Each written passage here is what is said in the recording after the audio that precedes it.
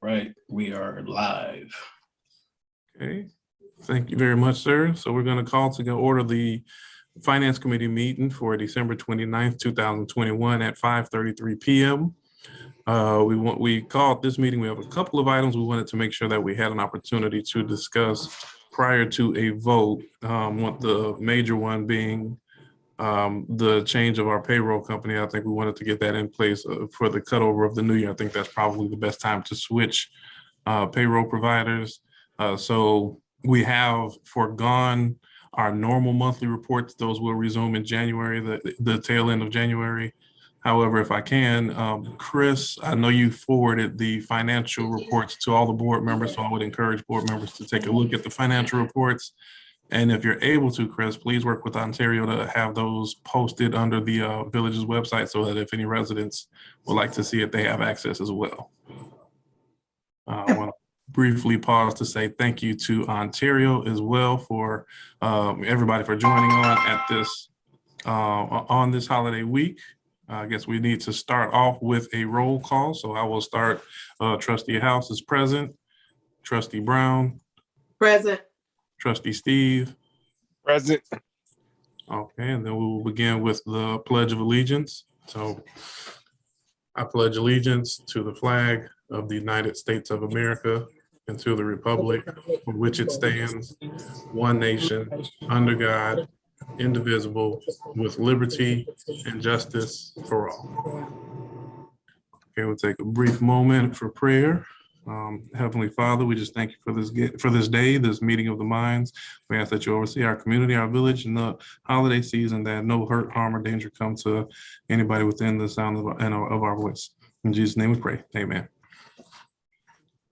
Okay, so on our agenda, we have nothing for old business. I do want to recognize Trustee Belcher, Trustee Norwood for joining us as well. I think we have a couple of people from the proposed new payroll provider and attorney James Vaselli joining us as well. So with that, we have a proposal that our finance director, our contracted finance director, Chris, has brought before the board. So Chris, if you can, feel free to take it over. So we looked over quite a few different payroll companies before we recommended Paycom. Part of the reasons why we're recommending Paycom is because their overarching principle behind their payroll service is based on the employee. And one of the reasons why the village is changing is due to the event that happened, so that to make it better for the employees. So all the different companies we looked at, Paycom was the one we thought that would. The best part about them is that they put everything on as the employee. The employee will monitor their payroll. They will approve their checks. They will review their time and approve it, and then they will go to each of the respective departments to approve it before it even comes to our side to start the payroll process. Any changes goes from the employee. The employee will start any change request. So let's say they say, oh no, that's not the right number of hours. They will start it on their end and then submit it up the chain instead of it coming to us. And then we see it doesn't agree to something. It all starts from their side. Rachel, Laney, you guys want to add anything, provide more details? Yeah, sure. Well, we put together, can you hear me okay, guys? Oh, can everyone hear me okay? Yes, we can hear you. Perfect. That's the fun part about Zoom. So what we can do, I put together actually a quick PowerPoint if you'd like me to go through a little bit more high level of some of the overarching challenges and how we're going to solve them based on the technology. If everybody is in tune and wants to see that, looks like yes. Okay, well, perfect. I'll just go ahead and share my screen here. If that's okay. Okay, you have access to share it, or Ontario, can you assist with them sharing? He's able to share now. Yep. There we go. Look at that. I was gonna say, I'm still, I'm used to always being in person. So I was gonna say COVID ongoing 2 years later. Anyways, a little bit about Paycom, how we came to be, and a little bit about who I am. And the reason I want to bring that up is I'm actually going to be the one that's going to be heading your implementation. So I think it's important to understand who I am. My name is Rachel Tarzany. I have been working with Chris and Jan over the last 4 months with Lainey. I've been with Paycom for 10 years. I have implemented roughly 150 clients. I've personally implemented 6 villages and 9 municipalities in that time. And on average, my client adoption from the employee level is a 97.9%. So we're going to talk a little bit more about that and what that means. But for us, just like Chris said, it's really important to look at everything from the employee lens, which is a little bit unique in our industry space because our technology is built for the employee as the end user. And so we're looking at that adoption rate. We want to make sure that we get 100% adoption over your entire employees, because if we're able to do that, then you're able to achieve a return on your investment over the technology. And for us, that's really important. I'll let Lainey introduce herself really quickly too before I jump in here. So I'm Lainey Russell, Rachel. I will be hand in hand with her throughout implementation. And I will also stick with you all until you are reaching that 100% utilization score. I am rounding out my first year with Paycom and heading into my second year, and I have implemented 14 clients, and my average client adoption is a 98.7%, which, like Rachel mentioned, we'll get to a little bit later on. Okay. So I personally work with a number of different villages and municipalities throughout the Chicagoland area, and they've chose to partner with Paycom for a lot of the same reasons that you guys are choosing to partner with Paycom as well. Over the last 4 months, Lainey and myself have spent a lot of time with Chris and Jan really understanding some of your processes, as well as understanding what you guys are doing in your technology today, right? And so it wasn't just surface level, we got pretty deep, and we were able to put together this process map. You guys should have it in the documentation that Chris sent over to you guys. But ultimately, this is the current processes that Chris and Jan are in on a day-to-day basis. And I want to point out, by choosing Paycom, we're the only ones that can actually fix these processes.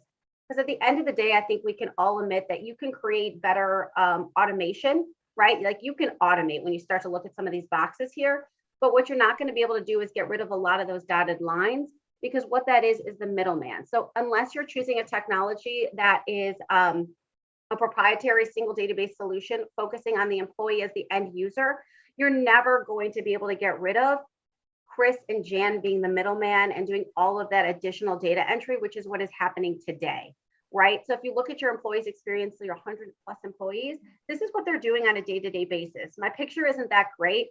I'm sorry, I searched the internet, but you get my drift, you know, like when you're talking about what are they doing outside from like 5 p.m. to 9 a.m., they have consumer grade technology. They have direct access to all of their data. They need to go shopping, they're hopping on Amazon. Need to talk to their kids' teachers, it's through an app. I very rarely am able to talk to like their kids' teacher over a phone anymore, right? And so it's about having everything at your fingertips, and that's the kind of experience we want to bring to your employees. And at the end of the day, the only way you actually fix that process map is you got to start at the front of the funnel, and you have to fix what the employees are doing and how they're talking and reaching out and how they have access to their data. That's the only way you actually fix those processes. And that has a huge financial implication on the village of Dolton. So Chris and I were talking through this a little bit, and we started looking at what is the actual financial impact. Well, if you, again, and I think we agree that it's actually way more than this, but if you actually look at some of the changes that are being done by Jan and Chris, like you start to look at time and attendance in a month period, making, 6,000 changes in the system. That's literally putting in like, PTO time, that's making adjustments to time cards, that's fixing a punch error or something like that, right? All those changes, we're saying if the employees are the ones that are making those changes, that's where you're going to see a true return on your investment, right? And I think everybody out there is going to give you an ROI at the end of the day, but the only way you're actually going to get a true ROI is if, again, we're making the employees the end user. So if they're the ones that are making these adjustments, then they're going to see a benefit to that, a financial benefit. So if you look at the column over here on the right-hand side, $36,000, that's where you're looking at an opportunity with Paycom, where we can help you.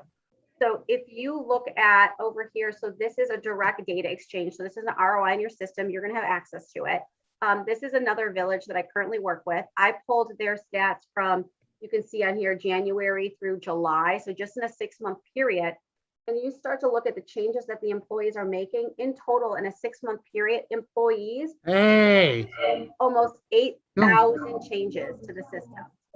Those are changes that beforehand HR and finance were making. So that's where they really were able, or I would say like the pedal hits the metal, right? Like that's where they're really able to put that money back. And so if you look over here all the way on the right-hand side here, we still have more of an opportunity value to gain here. There's still, you know, about $700 out on the table. Make sense? Makes sense. So when you look at, you know, some of the challenges behind the current process today, like what the Village of Dolton is experiencing, I'm sure Chris and Jan have talked to you guys a little bit about this, but you guys are currently operating in a multi-database environment, constant reconciliation between databases, a ton of Excel spreadsheets. By the way, if you don't know, they're pros in Excel spreadsheets. Constant re-entry of data into all those different systems, a lot of reactive processes after the fact. There's a huge lack of self-service for employees, so they don't have access to their data. Managers don't have access to their data. They don't have proper technology in place to capture some of their data, like when we talk about overtime reporting, right? Other things that aren't really that are very manual are like FMLA, step increases, IOD, EEO4. Those are all things we're looking to automate. So some of the business impacts of those challenges, just getting a little bit specific on some of the 4 main areas that were really important, was there's no automation around like requisitions currently today. So those are requisitions that are done for budgeted positions, which today are resulting in a lot of paperwork, a huge paper trail. It's not easily visible. Duplicate manual data entry, hand keying into 6 different platforms and spreadsheets, which results in huge system fatigue and a lot of time loss, right? Because if you're going in and I have a requisition that I need to fill, there's a lot of other HR attributes that are tied to that now have to be hand keyed in. There's no automated workflow or visibility around PAF. So you guys call those payroll status change forms. Those are all paper PAF forms that are used to document changes. They get passed around via email, end up with Jan to manually key in the data into some of her systems. And she makes those changes and then she sends it on to Chris so he can make the additional changes and paychecks into Chris's actual Excel spreadsheets. Benefits are tracked manually and deductions are manually keyed into paychecks with an effective date. There's a huge liability cost there. And then additionally, benefits are all manually keyed into all the vendor sites. So moving forward with Paycom, all of these things will completely be automated. So if you just look at some of the screenshots that I'm sharing with you, based off of position management is what's going to allow your system to run on autopilot. So you're going to have an org chart for budget forecasting. This is where you're going to be able to do a lot of the PAF. So those are those position, those PAF, the payroll status change forms are all automated in the system here on the right-hand side.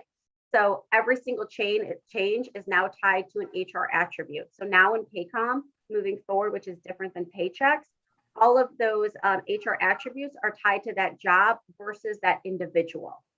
So now when I make that one change, all those additional changes are going to automatically happen. So if I have a promotion, my pay rate changes, my benefit profile changes. Now I get assigned to a different, maybe PTO profile. I'm assigned to a new supervisor. All of this is happening automatically with notifications going out to IT if they need a computer prep, a notification going out to a new additional supervisor, so on and so forth. Okay. From a benefits perspective, it starts on the employee saying, hey, I want to go ahead and get assigned to these benefits. They're putting those benefits into the system. There's a workflow, whether it's Chris or Jan, they're going to approve those benefits, automatically goes into Paycom and automatically goes to the different vendors with benefits administrations. Okay. Some of the compliance pieces that are tied to these business challenges are FMLA is completely manually done. There's a huge amount of time that accounting and HR is spending on this in tracking and collecting medical payments, as well as tracking the time that they're off. Compliance of EEO4 reporting is all manually created. ACA reporting is manually done. IMRF is all manually done. Lack of IOD reporting, which results in employees not being compensated for injury avoidance and not having adequate visibility for government compliance reporting. So if you just take a look at these screenshots, and again, you guys have all this, and I'm going to send this PowerPoint as well. But if you look over here on the left-hand side, you'll see FMLA is all now automatically tracked in the Paycom system, automatically goes on the time cards, medical payments are tracked of what needs to be reimbursed or the employee needs to pay back. If you look at the IOD reporting, currently Chris keeps track of spreadsheets of like who hasn't been injured on the job, right, for the month period. So he's keeping track of all of that in Excel spreadsheets, and then he's going into payroll and giving him that bonus amount. Whereas now it's all automated. He's literally in time and attendance. He's literally clicking on who hasn't had any injuries, and then he can do a batch and add that. So now from a compliance standpoint, time and attendance and payroll will match, which is huge for you guys. You'll also be able to see all of your ACA reporting on the right-hand side. IMRF is all going to be completely automated as well.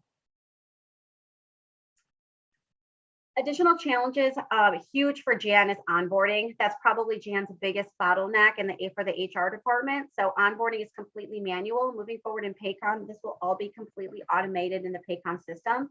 So instead of offer letters being manually created and then email and sent out to individuals based on the position management, they will self-generate in the system. You can make any additional changes to those offer letters. If you notice, each offered letter will be will have in there the hire date as well as the start date. If you look over to the right-hand side of the screen, you'll see the hire date and start date are in the employee file and can always be reported on as well. All of the onboarding paperwork, instead of compiling all of the different paperwork that needs to be completed, putting it together in an email and sending it on, and then waiting for the candidate to come in and try to collect the data, which is all then it's like, I always say like it's a rat race from how Jan described it. And it's her and Chris really trying to track down these employees, get all of this paperwork in. So one, they can pay them, but two, that you guys can be compliant. The employee will automatically receive all of that paperwork based on the position. So that position can have different documents that need to be filled out. There'll be videos in there of what to expect as well. And all of that paperwork will be completed before they even set foot in the door, which automatically will populate all of their employee file and everything else in the system for payroll. Additionally, lastly, really is about your time and attendance and some of the business impacts and challenges over time and attendance. Go back to overtime is not an automatic calculation. Additionally, system cannot limit earning profiles for employees. And the big consequence of this currently today is that employees add the wrong overtime earning code. So the wrong overtime pay, which results in additional hours paid at an incorrect rate. That will not happen with Paycom because we will have limited profiles assigned to the different groups of people. So they will not be able to choose the wrong overtime earning. Oops. Is that for me?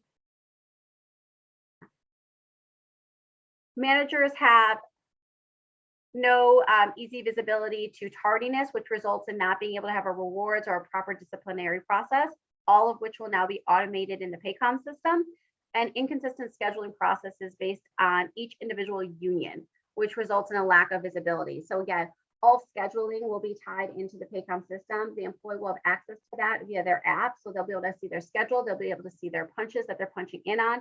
They'll be able to see the different departments that they tie to from a budgeting perspective.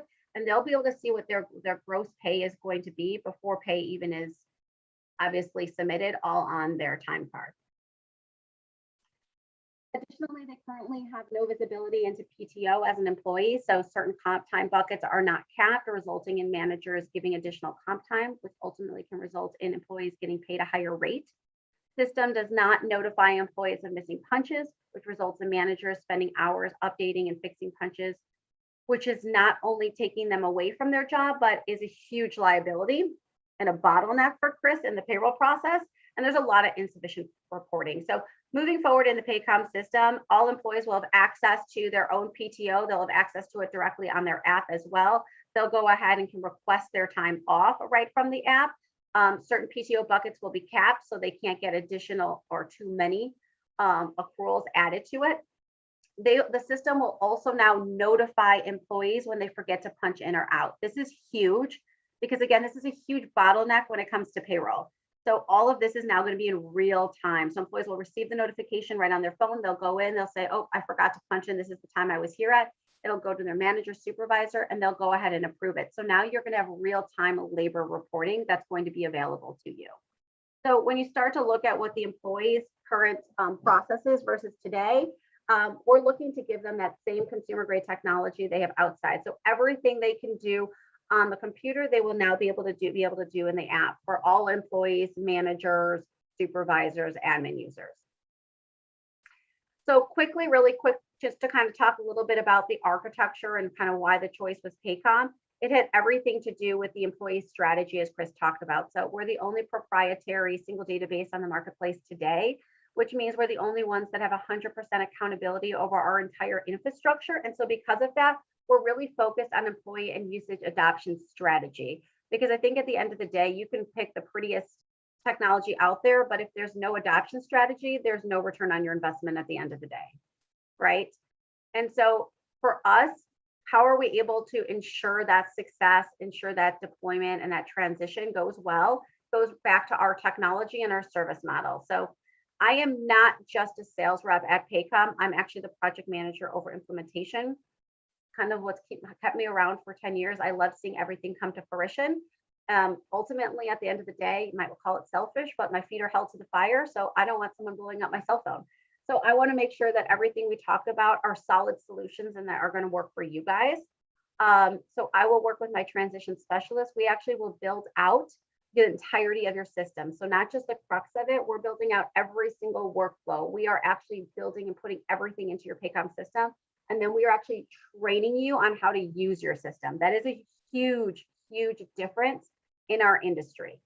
That doesn't happen. Nobody else does that. They typically will build out the crux of it. It's up to you to do webinars, learn how to utilize your system, and then it's up to you to add your workflows, so on and so forth. So you never actually have 100% adoption over the technology. Okay. We actually are so committed to that, that myself and you guys will actually not only sign like the Paycom agreement, but the commitment to success, which means I'm committed to make sure that we get you to that 98 to 100% utilization. So I will not walk away until you have that. So I'm actually going to look at every single module you purchase with Paycom and make sure that we have that 98 to 100% utilization before I introduce you to your long-term care team. Additionally, you guys will actually sign off on agreements so that you're happy with the implementation and you're confident with Paycom, because that's really important. Once that happens, I will introduce you to your long-term care team. So you'll have your on-site client relations rep that will take over for myself. So they'll hold, quarterly meetings. They're going to make sure that, hey, you understand the system, that you're using best practices. They're going to supply, constant ROIs on like how you're utilizing the system, where there can be more improvement. They're going to watch for you from a legal perspective, from a compliance, hey, what's coming down the pipe that you need to know about COVID, about ACA, so on and so forth, to make sure you're compliant. And they'll help to work with you on a long-term strategy on optimization of the system. And then you'll also have your dedicated Paycom specialist that you can call to whenever you have a question. We have no voicemails, no phone numbers, no case numbers. So whenever you call in, you'll get a specialist or somebody on their team. We typically can resolve whatever the issue is in 10 minutes. We can do that because we have total accountability over our entire infrastructure. So we don't have to worry about APIs or anything like that on the back end. Keep in mind, when it comes to tax issues, that might take a little bit longer. You guys probably can understand why. And this is just an example of just some of those benchmark meetings. So things that are important to you guys. When we looked at the numbers with Chris and Jan, when we talk about all the things that we're automating for you, there's a huge explicit cost savings by moving forward with Paycom of over $80,000. That does not include eliminating your current systems. If you do include that into the numbers, it's going to be a little bit more than that, than the 80 grand. Time savings, and Chris and Jan both agreed it's more than that 1,500 hours. But again, I try to be really conservative, but that's making sure that now you're going to have an applicant tracking system. All onboarding is completely automated. Payroll, right? Payroll is automatically opening, right? There's no opening up payroll. It's opening up 5 days earlier than today. Better reporting, PAFs, and so on and so forth. Your future spend with Paycom is $46,000 with a one-time setup of $12,000. The value add with that, so when you talk about all the things that we're bringing to the table, that $46,000, that covers what you guys have today with paychecks, but additionally, you're also going to have the position management and org charts, applicant tracking, self-onboarding checklists, document storage, personal action forms, time and attendance functionality, self-generating payroll. Employees will all be approving all of their paychecks before payroll is even submitted. You're going to have performance and compensation, FMLA, EEO4, IOD, ACA reporting, and all step increases now will be automated in the system, which are not today. Finally, your implementation, just to give you an idea, I actually put together very specifically what that's going to look like, but at a high level, just looking at time. Today, we will do that in a 6-step process. Our implementation is 12 weeks, which is again, very different in our industry space, but we can do that because of our technology, because we're a single database. So we actually will build out the entirety of your system and train everybody down to the employee level on how to utilize the system. And that's all done in that 12-week period. So by the time you run your first payroll, all of that's already done. So we do that all. The first steps are data collection, right? Acceptance meeting, making sure we have all the data. The configuration is Paycom pulling all the data out of paychecks. So we don't rely on you guys to do all of that. We want to do that workload for you guys. And we want to make sure we're getting the right information too. So we're going to actually pull all the data from spreadsheets, from paychecks to make sure we have everything to load into the Paycom. And then we will validate all of your data, and all of your employees will also validate their information. So that's going to help with obviously the adoption, but the buy-in. We will then train every single admin, every single user, every single manager on how to utilize the system. And from there, we actually will go live, right? They'll run your first payrolls and so on and so forth. And then our final step is your long-term adoption, which is introducing you to your long-term care team. Any questions? That was a lot. I tried to talk kind of fast. You guys. Okay. Well, no, I thank you for the presentation. I do want to ask any board members if there are any questions that they may have about this system and software at this time.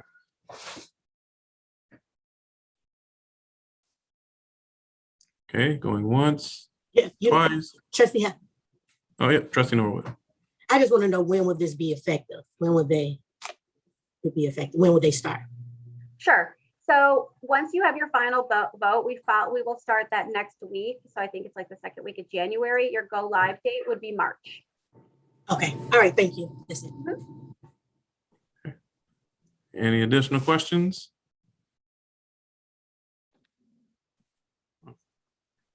Hearing none. Trustee Brown, did you have a question? No, not yet. I'm good so far. Thank you. Okay, so hearing none, we want to thank, I just want to poll the board really quickly to see if everybody is in agreements with moving forward for the vote on our January meeting. I'm in agreement. Trustee Steve.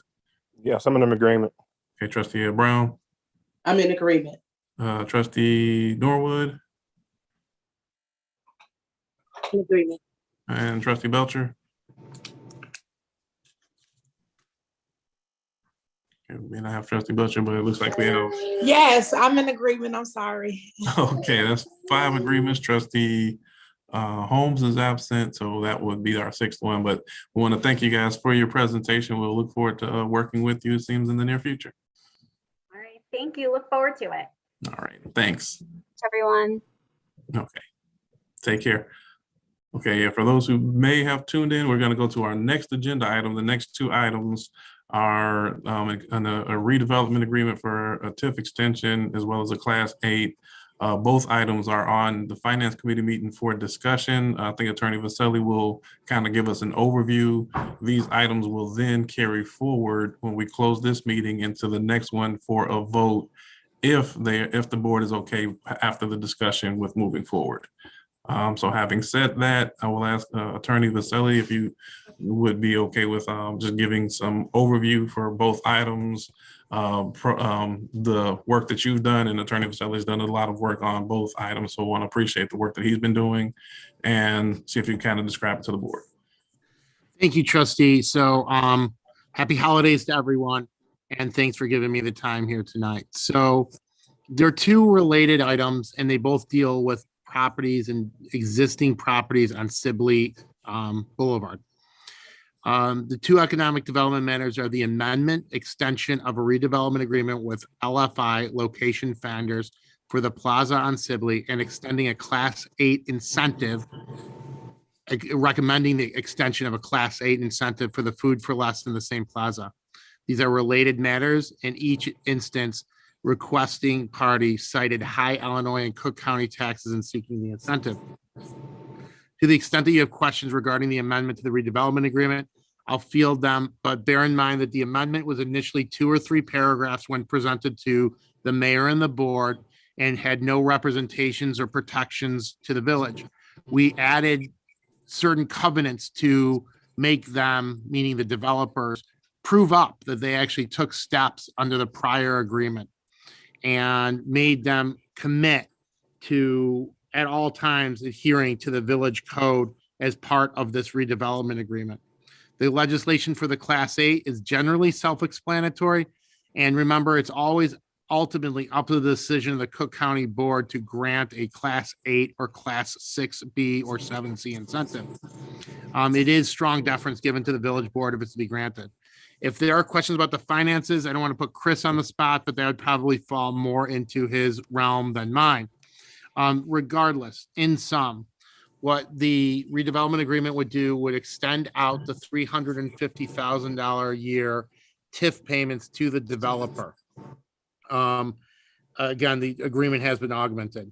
On the Class 8, it is an extension of an existing Class 8, which makes the commercial taxes at the food for less real estate taxes at a 10% ratio than the normal, I believe, 25% ratio or percentage of commercial taxes paid and real estate tax to the Cook County, paid to the assessor and then processed back to us and other taxing districts to the clerk's office.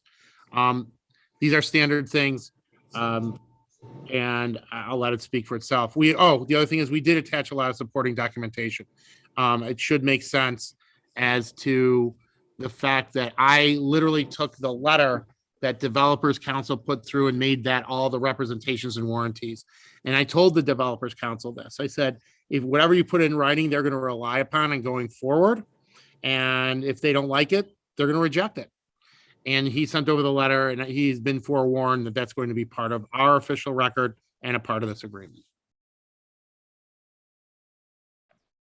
Okay, so we're gonna pause right there. I want to ask the board that these are 2 separate items. So collectively, we've bundled them in the discussion. However, I would ask the board if there's any questions or if you would prefer that we isolate the Class 8 from the TIF extension. If there's any preference, I saw them as one item, so we talked about it collectively. But if there's any objection to that, please feel free to say so at this time.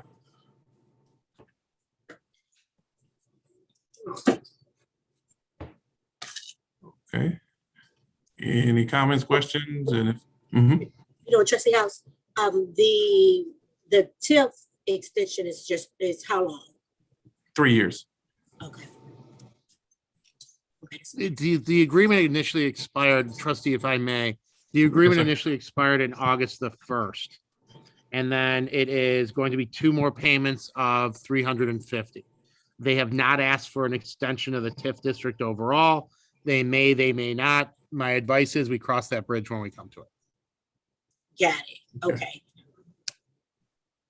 Now, and I'll add a couple of different things in there as well. And in some speaking with the developer, he also expressed interest in assisting the board and the village develop other isolated properties that can be beneficial to the community. So we'll look forward to cooperation from him in the future with helping us to build a better Dolton. Separate from that, I want to thank Attorney Vasselli. I think he jumped in and made some timely needed recommendations that will benefit the village of Dolton on this agreement. So his negotiation that worked to our advantage to get a better deal.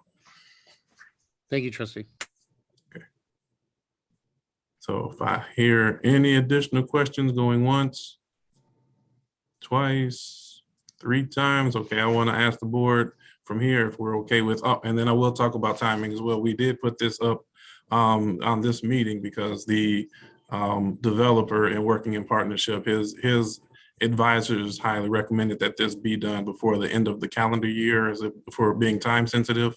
We did not have any direct implications on the timing, but his advice was that getting this done would make it beneficial for both the village and him. So we want to, since we were having a meeting today, we wanted to push forward to get these things done, assuming that the board was in agreement. But having said that, I am okay with moving forward, but I'll ask all board members if you're okay as well. So I'll go Trustee Brown, I'm okay with it. Trustee Norwood, I'm okay with it. Moving forward. Trustee Steve, I'm okay with it. okay, and Trustee Belcher. Yes. There's that lovely smile. Thank you. Okay, so we have 5. Again, Trustee Holmes is not available.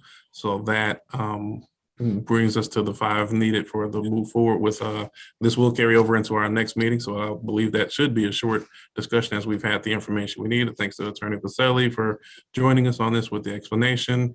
With that being said, the last item of business would be any citizens address for this committee meeting. So I'll ask Ontario, do you have any, were there any comments or any questions for the board? Trustee House, there are no comments. Well, there was a comment and there are no questions. If you would like me to read the comment, I'll read that for you. As long as the comment is rated R or less, we are okay with the comment. It's a little irrelevant, but it's by Patricia K. In my experience, bashing a competitor is in poor taste. That is the only comment for the committee. No, thank you very much. Comment received. Thank you, sir. Okay, so having said that, I'm gonna make a motion that we adjourn this committee meeting and we'll go into special board meeting to vote on the items previously mentioned. So I'll make a motion that we adjourn the committee meeting and I'll ask for a second. Second. Okay, it being a motion and seconded, roll call, the Trustee House is aye, Trustee Brown, Aye. and Trustee Holmes, I'm sorry, Trustee Steve. Aye.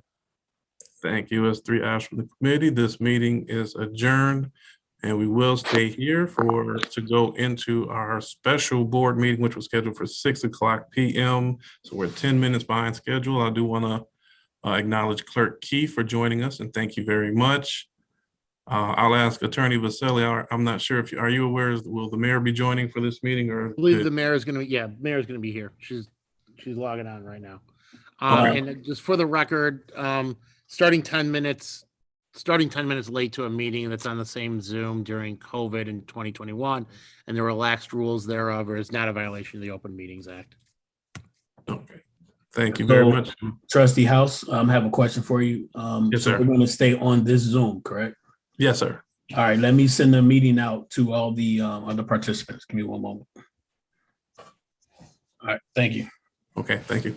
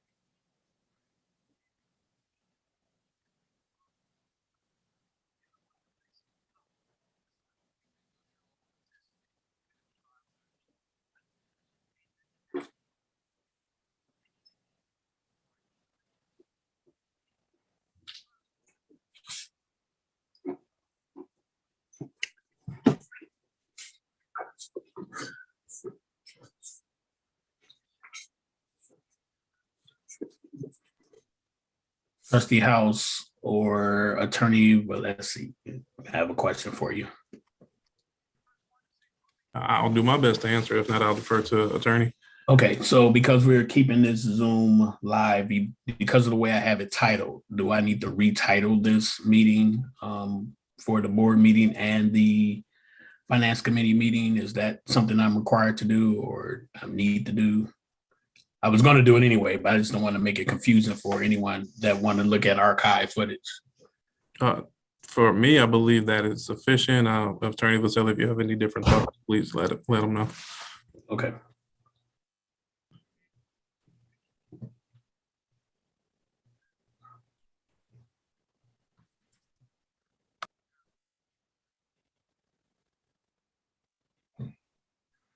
All right, the mayor is on. Chief Collins has joined.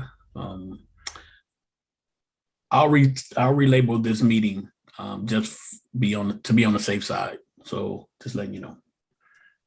Thank you. All right.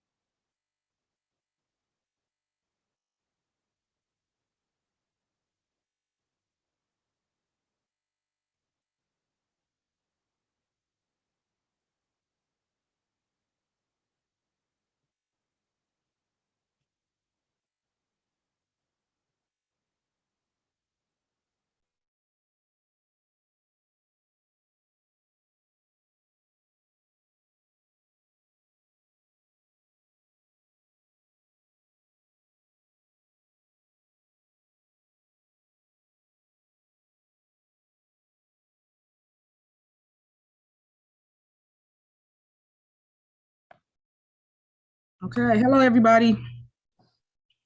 Good evening. Hello, Happy New Year. Happy New Year to everyone. I am ready. Allison on here? Oh, okay, I see her.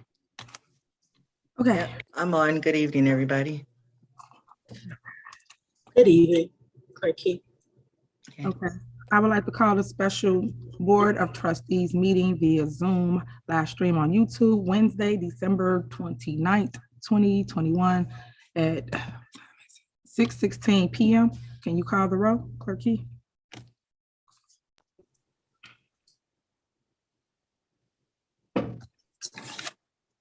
You on mute. I'm sorry, my system muted me. I apologize. Trustee C, Present. Trustee Norwood, Present. Trustee Belcher, Here. Trustee Holmes is absent tonight, Trustee Brown, Present. and Trustee House. Present. We have a quorum. All right, thank you. Everyone will stand for the pledge. I pledge allegiance to the flag of the United States of America and to the republic for which it stands, one nation, under God, indivisible, with liberty and justice for all.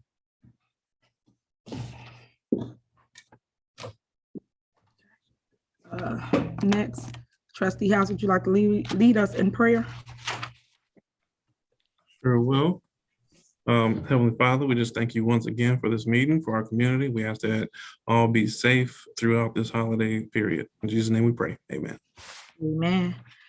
Next, we have old business. There's none here.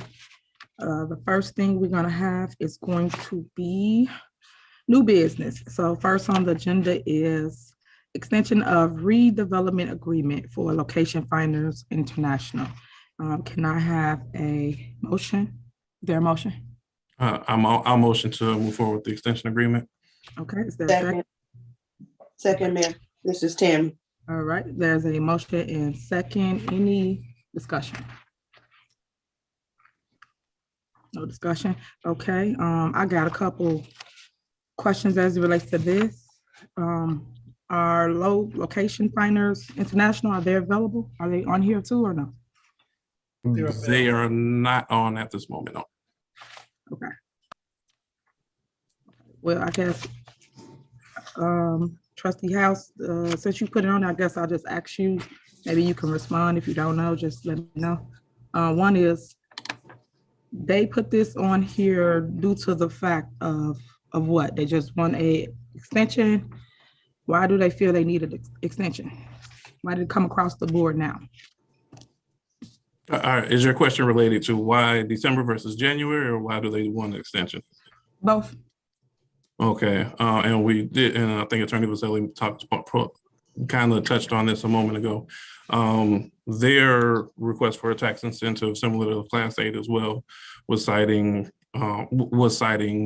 the high property tax rate in the county, as well as in the Thornton Township, and seeking that to be able to do more business. They have mentioned from a timing perspective that their advice being that they'll have a greater success rate of getting that done by the end of this year.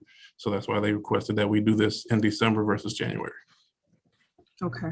The reason why I'm asking is because we are on a vacation per se, if that makes sense, for board meetings. And I see that you guys called a special board meeting today. And I know that we're having a special actual board meeting next week, Monday. I do feel this could have waited until then. I don't see the rush of why, if they went without a contract since August of this year, that we needed to push it quickly as we're doing now. I also stated that you guys should have went out for RFP. I am not in favor of giving them an extension, and especially of, I think it says 2-year agreement on here. They've been with us, I don't know if it was 15 years, 20 years. How long have they been with us? 20, at least 20 years? Yeah. They've been with us 20 years. And I just feel that we could have gave someone else the opportunity to come in, do better, give us options. Normally when people are bidding on something, they give more incentives to the town that they're trying to get hired with. So I just think that we went about it the wrong way. I will ask that you guys pause on this and then go out for RFP to see who else is out there, who else is better than location finders. They haven't bought anything into this town over 3 years, and they are not willing to commit to anything additional. So with that being said, I just don't feel we should approve them this evening. So I would like to hear how the board feels about that. Yeah, if I can, I think we previously discussed this in the committee meeting, so my same comments from that meeting would hold. Okay, well, sorry to hear that because I wasn't in the previous meeting. Again, like I stated, we're on vacation. Normally we don't have board meetings. So if you guys just had a meeting today, no one asked me anything. You do know I do run the town. I was in meetings all day. Today is the last day for Village Hall being open. So Village Hall is closing. I was dealing with a lot of meetings here at Village Hall. I made myself available and paused on another meeting that I had to make sure I was here for this meeting. But what I'm saying is, I don't know your comments. I don't know your response. So that's what I'm asking in this meeting. Just so everybody know, everything's not a debate or a fight, it's discussion. I'm trying to ask you guys your opinion of it. Why are we doing it? Or why are we moving forward without doing an RFP?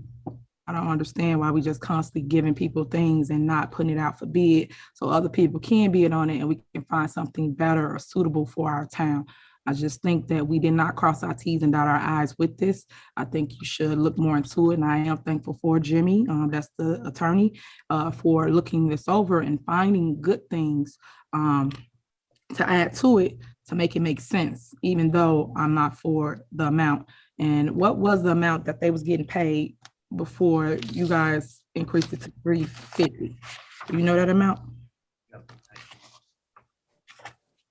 Trustee? Well, I think we're kind of conflating a few things because we're talking RFPs. This is a TIF district. I don't know that I've ever heard of a TIF district going out for an RFP. So I'm unclear, but I'll defer to Attorney Vasselli on this one. You can put it out for RFP. And also we can do other things with the money within the TIF district.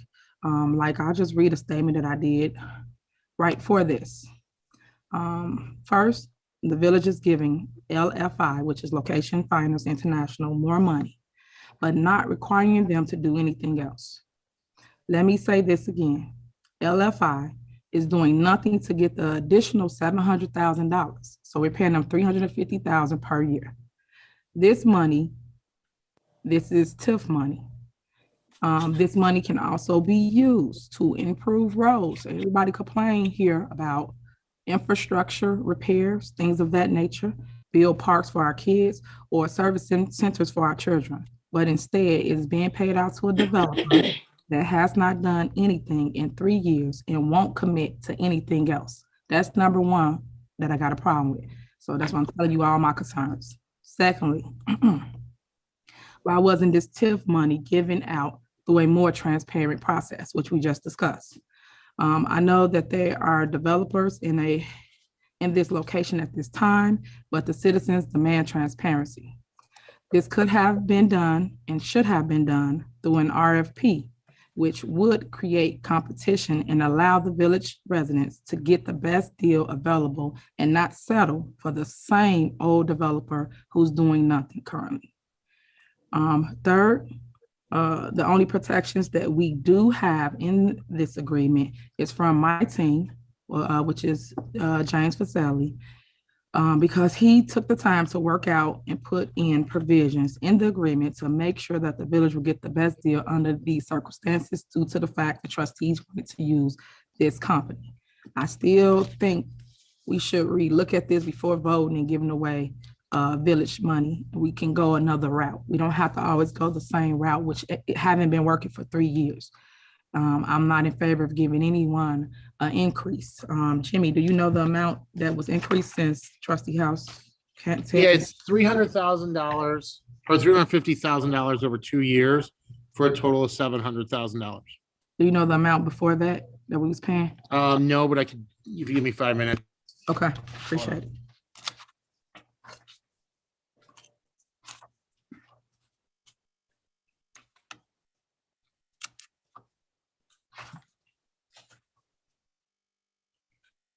Do anybody have any comments or anything about what I'm stating?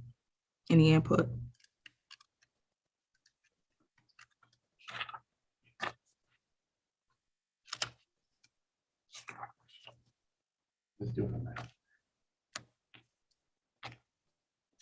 Okay.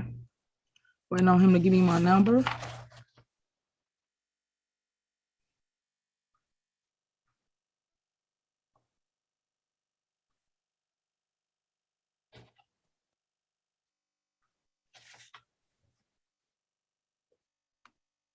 Hi, everyone. So, and again, this is rough math.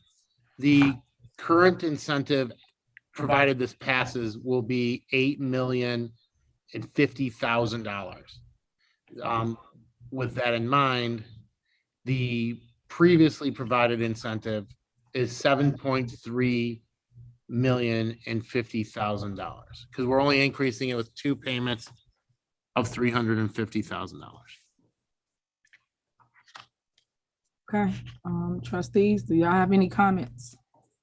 Do you guys feel that it's okay to move forward with giving LFI 2-year agreement of $700,000 and not cross our T's, dot our I's, and do more research because it's always a better way? So everybody's okay with this?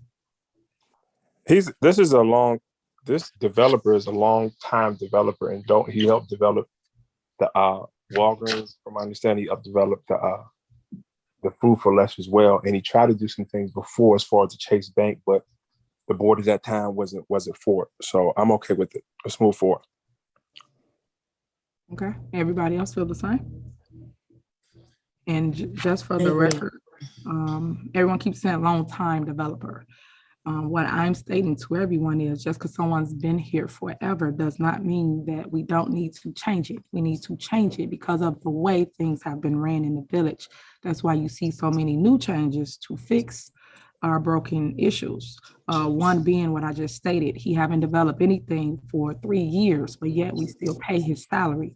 I'm stating to the Board of Trustees, look at this again and do not vote and give away $350,000, which equals to $700,000 to a developer. Put it out for RFP. See who else is out there and who else will offer things to bring to the village.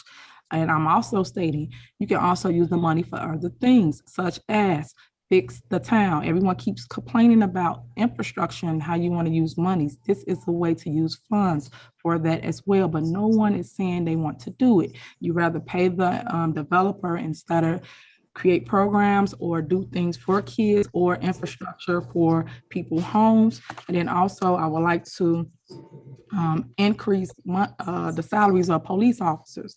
So other things that we can do if everyone would just pause for a minute, do their research so that you guys will understand where I'm coming from and find a way. So, Let me ask you a question. That's where I'm at with it. I just want a question. When you voted against the Class 8 for the storage place, and then you brought it back to us twice, how come you didn't say that then? How come you didn't say, hey, we need to you brought that back to a Class 8 to us twice, even though you were adamantly against it when you were a trustee.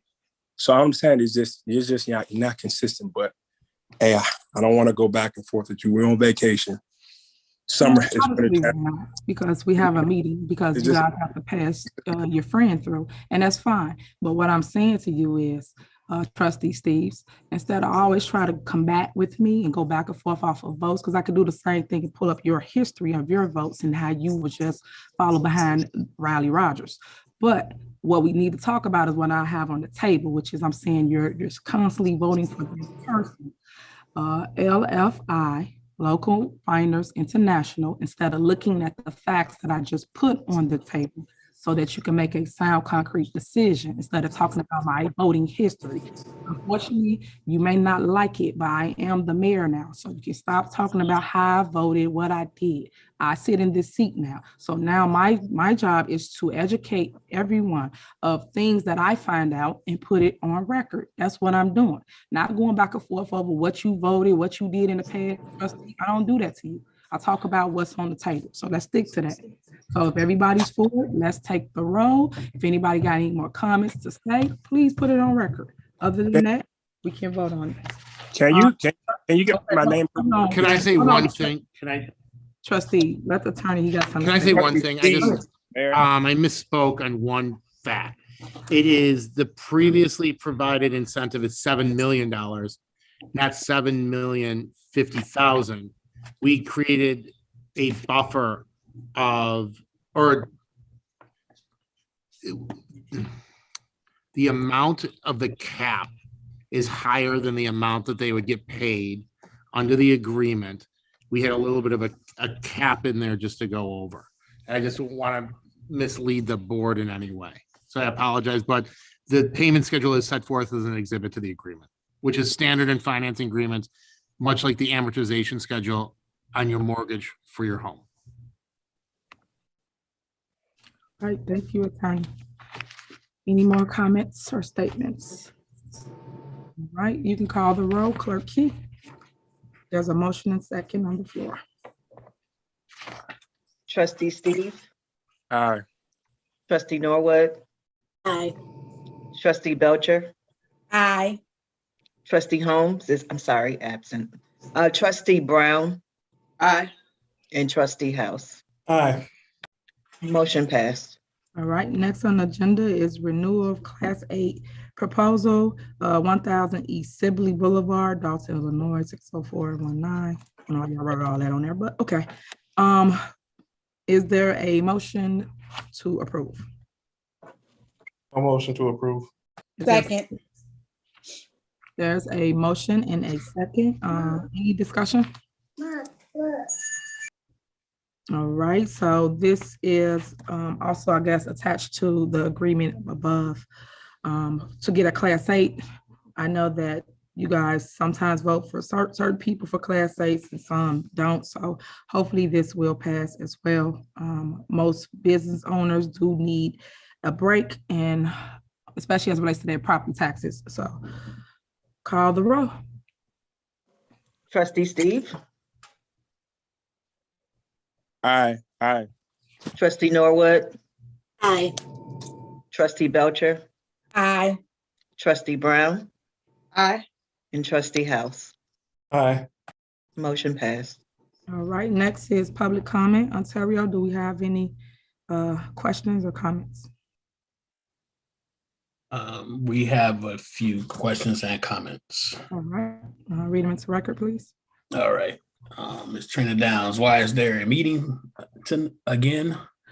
Ms. Sharice, RFP. Now she wants to talk about RFPs, make it make sense. Trina Downs, residents pay tax. They need to pay how much over 20 years? Ms. Janetta, what is the developer doing now? Trina Downs, when are the slot places closing? Trina Downs, Dolton cannot pay the water bill to Chicago, so how can Dolton afford to give anything? Trina Downs again, 7 to 7.5 million, no difference, still too much. Last comment from Ms. Reese, isn't this a finance meeting? Why is she running this session? That is the last comment. All right, thank you so much. Can I have a motion to adjourn? Motion to adjourn. Is that Second. Second. okay? Okay, the time is 6:34 p.m. All right, call the roll. Trustee Steve, Aye. trustee Norwood, Aye. trustee Belcher, Aye. trustee Brown, Aye. and trustee House. Aye. Meeting adjourned again at 6:35 p.m. All right, thank you so much. Good All right. night.